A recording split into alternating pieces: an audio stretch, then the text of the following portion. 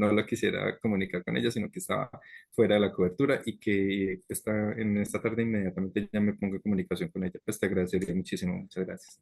Sí, ya le escribí, pero ahora le explico la razón para que esté enterada.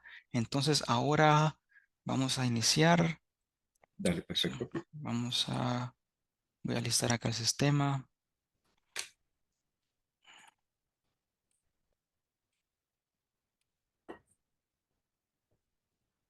Ok, por ahora son pocos los estudiantes, pero se van a ir conectando mientras ingresamos. Ok, ahora están ingresando uno a uno. Dale, perfecto.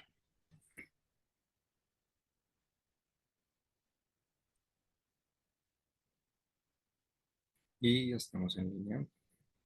Ujú, muy bien, muy bien. Muy buenas tardes a todos. Un gusto tenerles acá el día de hoy. Hoy estamos con Víctor, quien nos estará apoyando en la clase con el tema de escritura académica. Pues vamos a tomar nota, pueden hacer sus preguntas al final de la clase. Alguna duda o pregunta, pues pueden levantar la mano acá en el Zoom. Y pues gracias, Víctor, por estar acá. Bienvenido. Estamos a toda escucha para esta clase. Gracias, René, por tu bienvenida. Muchas gracias, estudiantes, por estar acá, por aquellas caras conocidas, estos nombres que ya veo por acá, Milton, que ya lo había visto en la clase anterior. Eh, bueno, muchachos, como les había mencionado al principio de esta clase, pues de esta serie de clases, les quiero dar las gracias por habernos acompañado en este proceso. Para algunos esta es nuestra tercera clase acerca de escritura académica. En esta última parte ya vamos a hablar de unos temas muy específicos y muy puntuales de la escritura académica. Les recuerdo así como muy por encima, la primera clase lo que vimos fue cómo es escribir, acerca del proceso de escribir por escribir, la importancia del grupo de pares, la importancia de la persona que está a nuestro alrededor y que nos ayuda a leer y a dar su opinión. En la segunda clase vimos la importancia de los argumentos inductivos y deductivos, cómo construir los argumentos y la importancia de dar y recibir opiniones, acerca de la importancia de cómo expresarnos y cómo recibir la opinión de los otros. Y en esta última sesión, que se llama Escritura Académica número 3, vamos a hablar de cómo se le da forma finalmente a estas ideas.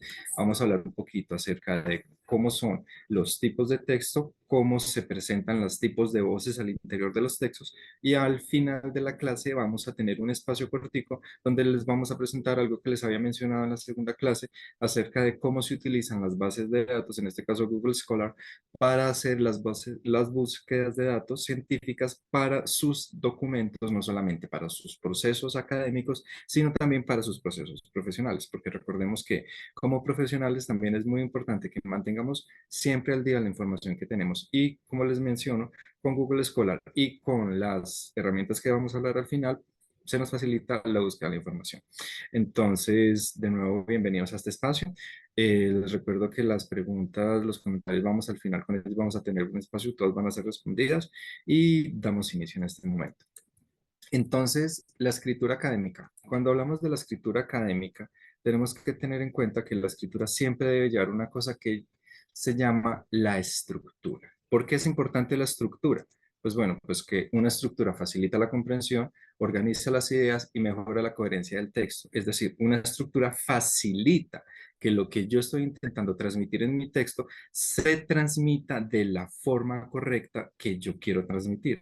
¿Por qué? Porque muchas formas nos pasa que tenemos una muy buena idea, no la podemos plasmar, o tenemos una muy buena idea y la forma como la plasmamos es errónea y nos lleva a que las personas que la lean, las personas que se comuniquen con ella, no la tomen de buena forma o no la tomen de forma correcta y de pie a malentendidos o que sencillamente nuestro mensaje no sea transmitido. Entonces, teniendo en cuenta esta importancia de por qué tenemos que tener en cuenta la estructura, vamos a hablar de cuáles son los tipos de estructura narrativa al interior del texto y para eso vamos a empezar con el texto cronológico. ¿Qué es el texto cronológico? Pues básicamente narra los eventos en orden temporal. Para hablar en términos de el orden temporal, tenemos que hablar que hay un inicio y a partir de ahí un desarrollo de las acciones. ¿Cuál es el ejemplo de un orden temporal que todos tenemos concretos y inmediatos en nuestras vidas? Nuestras propias biografías. Yo, por ejemplo, nací el 13 de enero de 1980 y tantos, y a partir de esa fecha yo tengo recuerdos. Ese es mi orden cronológico y yo puedo recordar en mi historia, en mis recuerdos, el orden al partir del cual se fueron desarrollando los eventos en mi vida.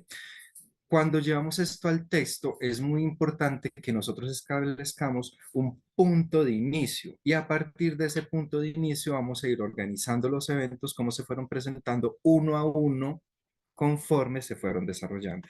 Tenemos que tener en cuenta para el texto cronológico que no es el momento y no es el lugar para hacer opiniones o comentarios. Esta es la importante del texto cronológico. Como vemos en los tres ejemplos, Cristóbal Colón salpó de España en 1492, perdón, tras un largo viaje y llegó a las costas de lo que hoy conocemos como América.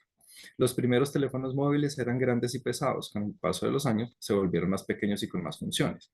Una mariposa nace de un huevo, luego se transforma en una larva oruga que se alimenta de hojas. Vieron que hablamos de acciones y hechos que se presentan de forma cronológica siguiendo el punto de inicio. Cristóbal Colón zarpa de España, los primeros teléfonos móviles se crean, la mariposa nace del huevo. A partir de este primer momento se empiezan a desarrollar unos hechos y estos hechos van a tener que ser organizados de acuerdo a la forma como se van presentando. De esta forma se construye un texto cronológico. Cuando es importante y es muy útil el texto cronológico en nuestros textos académicos, en nuestros textos científicos, en el momento de la introducción. Una introducción es una narración cronológica de los hechos que se llevaron a cabo durante el desarrollo del texto. Continuando, tenemos el texto comparativo. ¿Qué hace un texto comparativo? Ahora comparamos y contrastamos dos o más ideas. Para hacer esto tenemos que tener claro cuáles son, primero que todo, estas dos ideas que tenemos que contrastar y segundo, cuál es esa relación que se establece entre ellas. En estos tres ejemplos, los perros son conocidos por su lealtad y sociabilidad, mientras que los gatos son más independientes y reservados.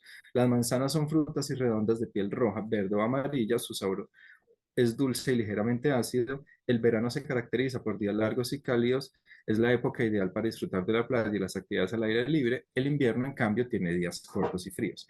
Establecemos dos objetos claros, perros y gatos, manzanas y naranjas, y establecemos una relación clara entre ellas, de comparación en cuanto a sus similitudes o sus diferencias. Y además de esto, ¿para qué nos sirve el texto comparativo? Para que nosotros podamos ir presentando los elementos que componen los argumentos o las distintas ideas en nuestros textos académicos o en nuestros textos científicos. De esta forma podemos ir haciendo la introducción de varias categorías. ¿Cuándo es muy útil un texto comparativo? Por ejemplo, cuando tenemos un texto que inicia en el momento de la introducción, por ejemplo, vamos a hablar acerca de el desarrollo integral de los niños y niñas y adolescentes. Cuando vamos a hablar del desarrollo integral de niños y niñas y adolescentes, iniciamos hablando de cuáles son los ciclos del desarrollo. Y cuando llegamos al ciclo del desarrollo del cual queremos hablar, en este caso la adolescencia, empezamos a desarrollar el concepto de la adolescencia. Cuando yo quiero introducir entre los niños y los adolescentes, para no hacer un cambio muy brusco dentro del texto, yo introduzco un texto comparativo en el cual yo digo, los niños, por ejemplo, son conocidos por su carácter dulce y dócil, mientras que los adolescentes tienden a ser más independientes y reservados. Entonces vean que utilizando el mismo ejemplo que tenemos al principio, fuimos agregando dos categorías que al principio pueden parecer que no son fáciles de contrastar.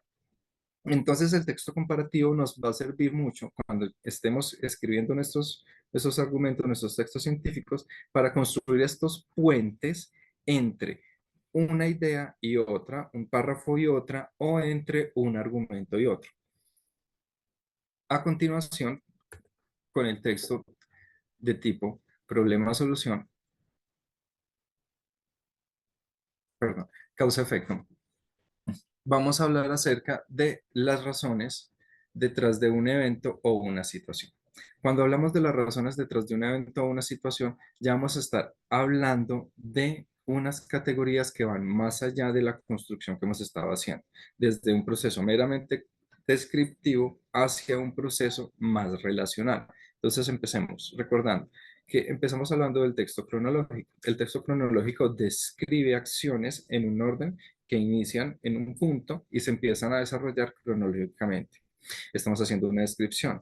Continuamos con el texto comparativo. En el texto comparativo tenemos dos argumentos, dos ideas y las vamos contrastando y esto nos va a servir para enlazar textos o nos va a servir para enlazar ideas.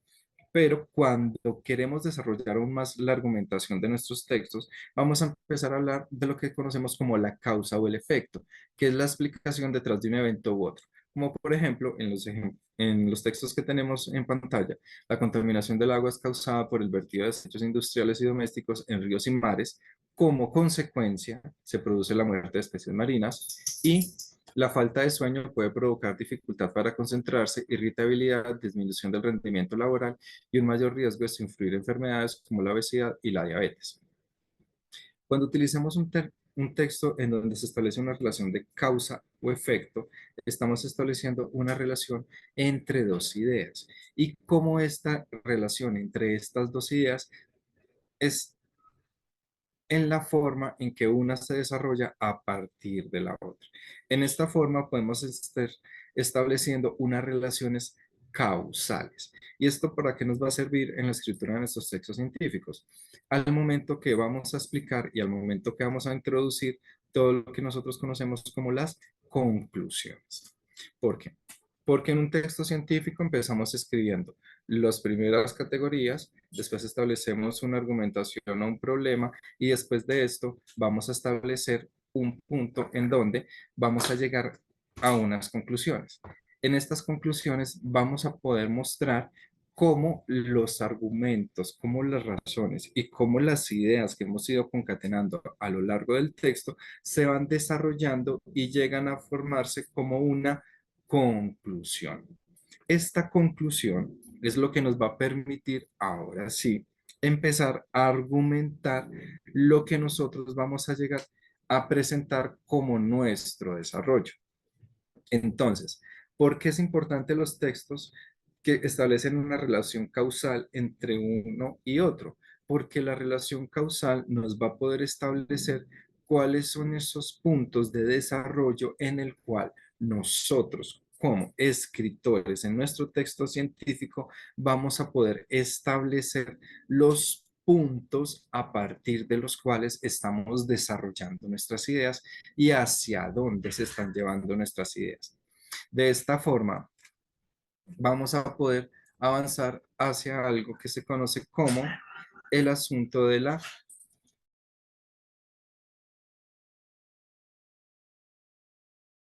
Establecemos una relación entre un problema y una solución. Se presenta un problema y se presentan soluciones. En este sentido, ya vamos a poder establecer lo que nosotros consideramos como forma, tenemos un sentido que nos permite movilizarnos hacia una posible alternativa o la presentación de lo que nosotros vamos a tener como lo que vamos a presentar. Es decir, durante todo el proceso de nuestro desarrollo profesional, porque finalmente nuestros procesos académicos, nuestros procesos de desarrollo, si bien nos ayudan a crecer como personas, también nos van a llevar a que nosotros seamos mejores. ¿Y cuál es lo que nos va a mejorar como profesionales? La capacidad que nosotros tengamos para presentar soluciones a los problemas que se nos presentan, que es algo que nosotros hacemos todos los días. ¿Cuál es la diferencia? En que la profesionalización establece que tú lo haces de forma sistemática. Es decir, cuando tú estableces una actividad técnica, cuando tú tienes un shop, cuando tú tienes un taller, tú tienes una serie de alternativas a una serie de problemas y estas alternativas se representan en unas soluciones. El proceso de profesionalizarse es enseñarte y aprender una serie de bases que te van a permitir tener una gran cantidad de herramientas que se van a adaptar a una serie de problemas. Y eso es lo que te va a permitir destacarte frente a los demás. En este sentido, cuando presentamos un texto en donde se establece una relación entre un problema y una solución, es cuando destacamos frente a las demás alternativas. En este sentido, tenemos que tener en cuenta que cuando presentamos un problema, tenemos que tener claridad sobre el problema a la vez que hay una relación causal con la solución. En este sentido, es muy importante y vemos por qué hay una relación consecutiva entre los tipos de estructura argumental o textual que se han presentado en esta primera parte de la presentación. Empezamos con un texto cronológico que nos sirve para describir, seguimos con un texto em, causa y efecto, seguimos con un texto que nos presenta una solución. ¿Qué hace esto? Que presentemos una descripción, presentemos unos elementos, presentemos cómo se solucionan cómo se pueden relacionar estos elementos y finalmente presentamos la solución al problema. Esto es lo que terminamos condensando en la forma de texto científico y en algún momento lo llamaremos tesis, en otro momento lo llamaremos artículo científico o en otro momento lo llamaremos propuesta de negocios o propuesta de soluciones o propuesta de desarrollo según sea el caso. Conforme nosotros podamos expresar bien, y esta es la parte más importante de cómo establecer nuestros textos, conforme podamos presentar bien la relación entre un problema establecido y una solución, podremos dar a entender la facilidad que tenemos para transmitir nuestra idea. Por eso es que es tan importante que tengamos claro que el problema que estamos presentando sea parte del ámbito de las soluciones que conocemos. Es decir, el desempleo juvenil es un problema que afecta a muchos jóvenes. Una posible solución es invertir en educación y formación profesional, así como crear programas de empleo para jóvenes. El problema del desempleo juvenil se soluciona mediante inversiones en los jóvenes que van a redundar en acciones para los jóvenes. El tráfico en las grandes ciudades es un problema que genera congestión, contaminación y pérdida de tiempo. Una posible solución es fomentar el transporte público, las bicicletas y los vehículos eléctricos. El problema es el tráfico en las ciudades. La solución son las alternativas al tráfico. En la medida en que logremos establecer claramente la relación entre el problema y la solución que estemos presentando, vamos a hacer que nuestras propuestas sean más atractivas y que sean más efectivas. Otra forma, y esto ya entramos en la siguiente sección, perdón,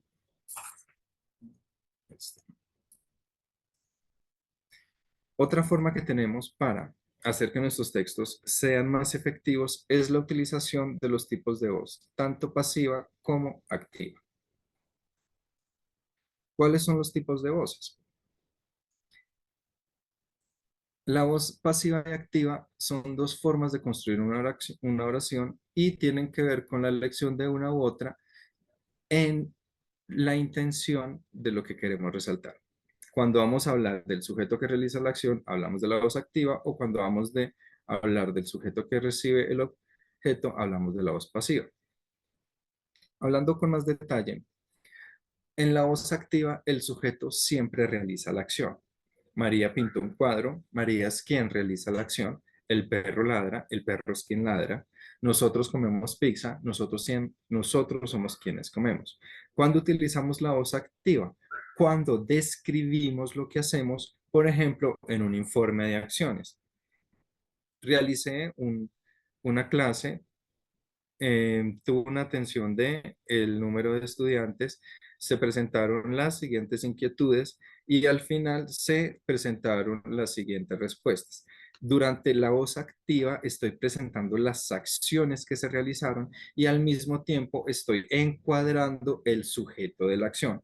María pinta, el perro ladra, nosotros comemos. En la voz activa siempre se deja claro quién hace, quién ejecuta, quién lleva a cabo. Mientras que en la voz pasiva, el sujeto es quien recibe la acción del verbo. En este sentido, se construye una acción más el participio pasado, es decir, la acción en pasado. Un cuadro fue pintado por María, la pelota fue pateada por Juan, la cena fue servida a las 8, el perro ladró en la noche, el camión pasó por la calle. ¿Cuándo utilizamos la voz pasiva? Cuando estamos haciendo una referencia a las acciones de un tercero en el pasado. Y es nuestra intención denotar qué es lo que se hizo. El cuadro es lo que se pinta, la pelota es lo que se patea, la cena es lo que se sirve, el camión es el que pasa, el perro es el que ladra. Mientras que, volvamos al ejemplo anterior para que nos quede claro entre la voz activa y la voz pasiva, la voz activa deja muy claro que el sujeto realiza la acción. Es decir, María pinta un cuadro, el camión pasa, nosotros comemos. Hay un sujeto y hay una acción que ocurrió. Mientras que en la voz pasiva se le da el énfasis a lo que ocurrió. ¿Ven la diferencia que es clave y sutil? Mientras que en la voz activa el sujeto lleva a cabo una acción. En la voz pasiva, la acción es quien realiza la descripción. ¿Ven la diferencia? En la voz activa, el sujeto hace algo. En la voz pasiva, la acción, lo que es el objeto de la oración, es decir, el cuadro, la pelota, la cena, el sonido, el camión. ¿Cuándo podemos utilizar la voz activa? ¿Cuándo podemos utilizar la voz pasiva? ¿Cuándo vamos a utilizar la voz activa? Cuando necesitemos mayor claridad, mayor concisión, mayor énfasis en el sujeto. ¿Cuándo vamos a utilizar la voz pasiva? Cuando necesitemos más objetividad, cuando necesitemos más énfasis en la acción o cuando necesitemos suavizar el tono. Es decir, en acciones o en ejemplos claros. Cuando ustedes presenten un informe en donde ustedes deban describir las acciones que ustedes realizaron, ustedes utilizan una voz activa. Durante el día, miércoles 15 de marzo, realicé las siguientes acciones. Pinté una cerca, lijé una pared, compré unos cuadros, compré unos vidrios, instalé los cuadros, instalé los vidrios. Cuando vamos a hablar acerca de lo que nosotros hicimos, vamos a utilizar una voz pasiva, es decir, vamos a utilizar un énfasis en las acciones que se realizaron, más no en el sujeto que las realizó. Durante las acciones de renovación de la vivienda se llevaron a cabo una pintura de una pared, el reemplazo de unos vidrios que estaban quebrados y la ornamentación de una pared con unas pinturas. ¿Ven la diferencia en este mismo ejemplo? Volvamos otra vez. Yo voy a pintar, yo voy a hacer unas acciones en mi casa. Ese es el problema. Estoy realizando unas acciones en mi casa. Eh, Hay que cambiar unos vidrios que están rotos. Quiero comprar unos cuadros que me parecieron bonitos. Tengo que pintar una pared. Y no sé, de pronto si me alcanza voy a hacer como otras cositas aquí y allá. Bueno, entonces, por la noche mi esposa me va a preguntar, ¿tú qué hiciste el día de hoy? Entonces yo le voy a decir a mi esposa, en mi voz activa. El día de hoy, ¿qué hice? No, mira, fui a la tienda, compré los materiales, fui a la ferretería, compré los vidrios, compré la pintura, volví a la casa, bajé los vidrios que estaban rotos, instalé los nuevos vidrios, pinté la pared, instalé el cuadro. Y cuando hablamos mi esposa y yo acerca de los beneficios de lo que yo hice, mi esposa y yo podemos hablar que gracias a los arreglos que se hicieron en cuanto al vidrio, la pintura de la pared, el arreglo de la ventana, se hace un arreglo significativo y mejoramos la vivienda y podemos decir que vivimos en unas condiciones mejores. ¿Esto a qué nos va a ayudar? A que nosotros podamos describir y hacer el énfasis en una u otra acción. ¿Esto para qué también nos puede servir? Para mejorar nuestros procesos de escritura en nuestro día a día. ¿Por qué? Porque la voz activa se refiere cuando queremos enfatizar quién realiza la acción, es más directa y es más concisa. Es decir, Si queremos realizar la descripción de una serie de acciones, si queremos describir qué fue lo que nosotros hicimos, pues vamos a hacer el uso de la voz activa.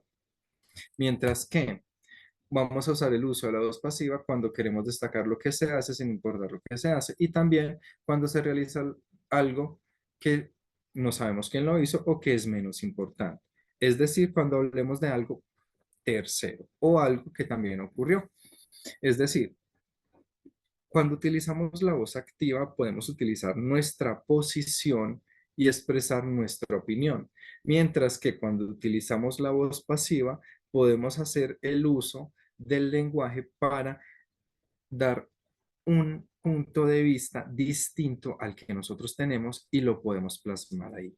En este sentido, y para los textos científicos, cuando nosotros vamos a realizar estas acciones, vamos a tener en cuenta que el texto científico va a ser efectivo en la medida que logremos hacer un balance entre la voz activa y la voz pasiva.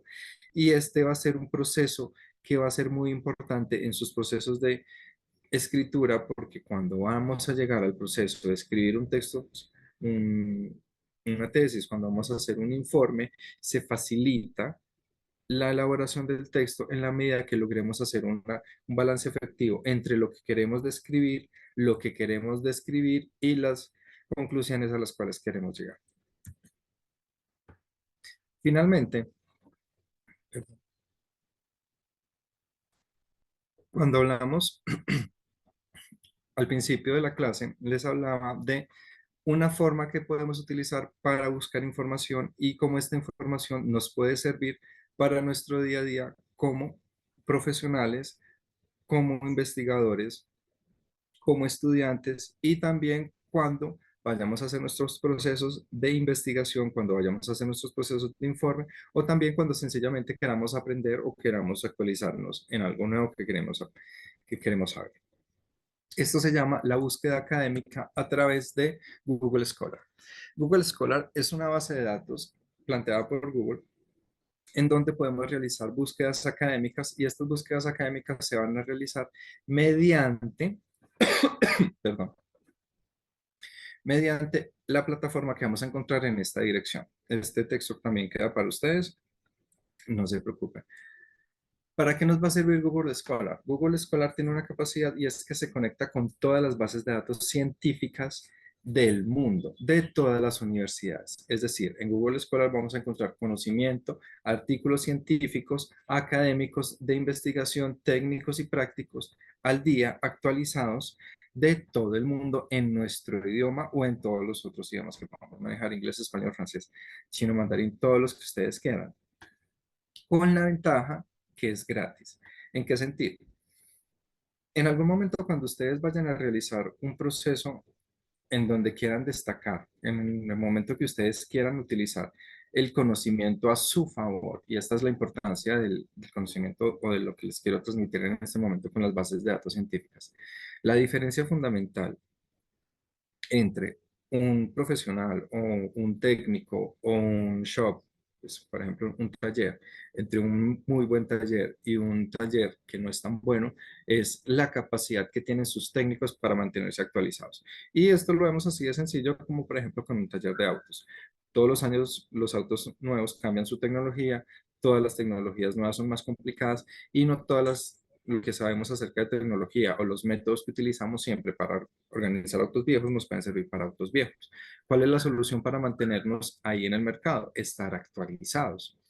En el mundo académico pasa exactamente lo mismo. El conocimiento que yo adquirí cuando estuve en mi proceso de pregrado, en muchas formas ya no me sirve porque fue algo que aprendí hace más de 20 años. Entonces, para poder mantenerme actualizado, tengo que estar en contacto con las redes de bases de datos científicos. En estas bases de datos científicos se publica la información más corriente y al día en términos de revistas académicas, artículos científicos, métodos de difusión, redes de datos científicas y redes de datos académicas. Para hacer uso adecuado de estas redes de datos científicas, debemos hacer uso de algo que se llaman los operadores booleanos. Si nosotros entramos en este momento a Google Scholar, vamos a encontrar una interfaz igual a la de Google. en donde yo puedo colocar una palabra, una frase.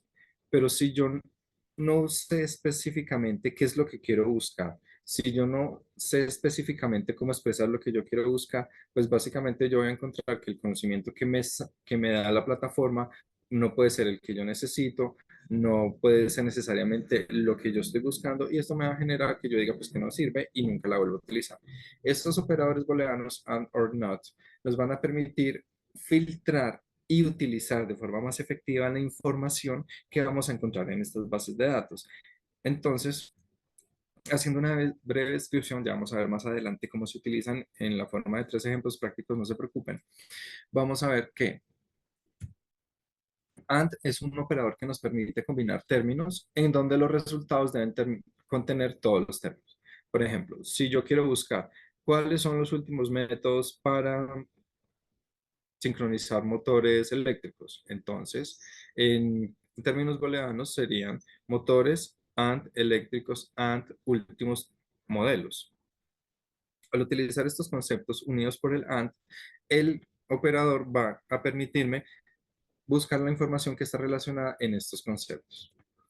El operador OR nos permite combinar términos y estos términos pueden contener uno y otro. Volviendo al ejemplo del auto eléctrico, entonces, si vamos a hablar de cuáles son los últimos modelos de autos eléctricos o cuáles son los mejores métodos para hacer mantenimiento de modelos eléctricos, nos van a salir los resultados tanto de últimos modelos de autos eléctricos como los métodos técnicos más actualizados para el mantenimiento de autos eléctricos.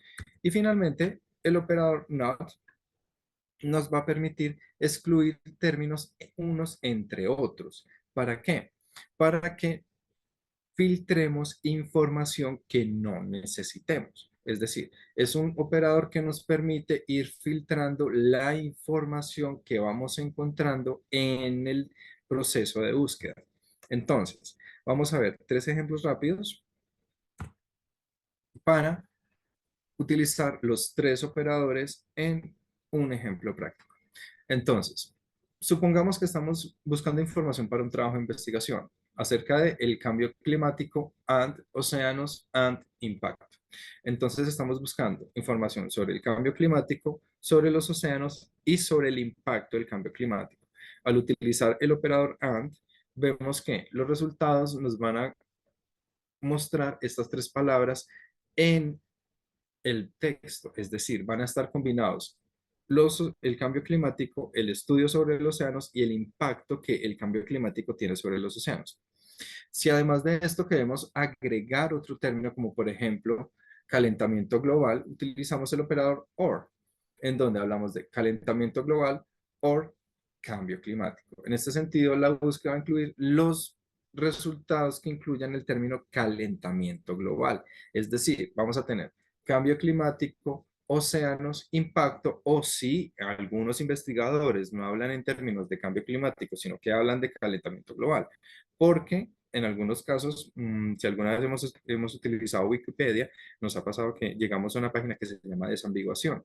En algunos casos, algunas palabras tienen sinónimos hacia un concepto, hacia un único concepto. Entonces, para hacer más amplia nuestra búsqueda y garantizar que los resultados van a reflejar lo que necesitamos, vamos a utilizar este operador OR.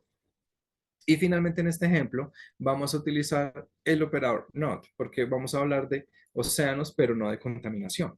¿Por qué? Porque queremos hablar de cambio climático, pero no la contaminación que hay en los océanos. Entonces, mediante el operador NOT, vamos a escribir la palabra o los términos combinación, podemos utilizar una tira con otros términos, y estos resultados que hablen de la contaminación van a ser excluidos de nuestra búsqueda. Pero bueno, hablemos de algo más en nuestra vida a día. Supongamos que queremos comprar un celular nuevo. Estos términos también nos pueden servir para hacer este proceso. Entonces, vamos a buscar un teléfono celular con una cámara de alta resolución y yo quiero que tenga 128 gigas de almacenamiento. Entonces, voy a utilizar el término teléfono celular, voy a utilizar el término cámara de alta resolución y voy a utilizar el término 128 gigas. Con la combinación AND, entonces tenemos un teléfono celular y una cámara de alta resolución y 128 gigas de RAM. Entonces, esto nos va a mostrar los resultados que tengan estas tres características. Pero ¿para qué también nos puede servir? Porque a veces las personas no colocan en sus publicaciones teléfono celular, solamente colocan smartphones. Entonces, voy a utilizar el término smartphone o teléfono celular. ¿Esto que nos va a permitir? Entre otras cosas, que busquemos resultados en otros idiomas o resultados que utilicen el término smartphone. Entonces, amplías la búsqueda y utilizas ese término u otros que también quieras utilizar. Pero bueno, ¿para qué también nos puede servir el not? Supongamos que no estamos interesados en teléfonos de segunda mano, en teléfonos usados. Entonces, utilizamos el operador not para decir que no diga usado o segunda mano. Entonces, vamos a hablar de teléfonos celulares con cámara de alta resolución ante 128 gigas y que también hablen de smartphone, pero que no digan usado, lo cual nos va a permitir hacer una búsqueda más efectiva de lo que queremos buscar o que lo que queremos encontrar o el producto que estamos interesados. Pero supongamos que no queremos un celular, queremos un viaje. Bueno, entonces también podemos utilizar estos operadores para hacer una búsqueda. Podemos utilizar palabras claves como vuelos, como por ejemplo Madrid, Barcelona, Nueva York, Ámsterdam, Londres, y una fecha específica, agosto, diciembre, la fecha de vacaciones que estemos pensando. Al utilizar estos tres operadores con estas palabras claves, el buscador nos va a mostrar cuáles son las opciones que tenemos para esto. Recordemos obviamente que estas opciones de búsqueda ya se realizan en Google normal, no en Google Scholar. Google Scholar solamente se puede utilizar para artículos académicos. Estas búsquedas también se pueden hacer en Google. Esto se los estoy mostrando para que vean cómo estos asuntos de escritura académica se pueden utilizar en el día a día. Entonces, volviendo al ejemplo. Entonces, vamos a buscar vuelos and Madrid and Barcelona and agosto. ¿Qué me va a mostrar Google? Pues me va a mostrar las opciones de vuelo en esas ciudades en ese mes. Pero supongamos que yo también quiero algo más. Quiero que me diga los vuelos baratos o ofertas, porque no solamente salen ofertas, también salen gangas, también salen vuelos baratos, también salen sales. Entonces, al utilizar el término OR, el operador OR, además de vuelos baratos, OR, ofertas, OR, sales, amplía las búsquedas para que encuentren mejores opciones. Y si finalmente vamos a hablar acerca de vuelos directos, no escalas, sin escalas, o quiero vuelos directos, no alimentación, o quiero vuelos directos, no aerolíneas específicas. Esto nos va a mostrar la búsqueda específica hacia los objetos o los objetivos específicos. Bueno, eso es todo por el día de hoy. Quisiera darle las gracias a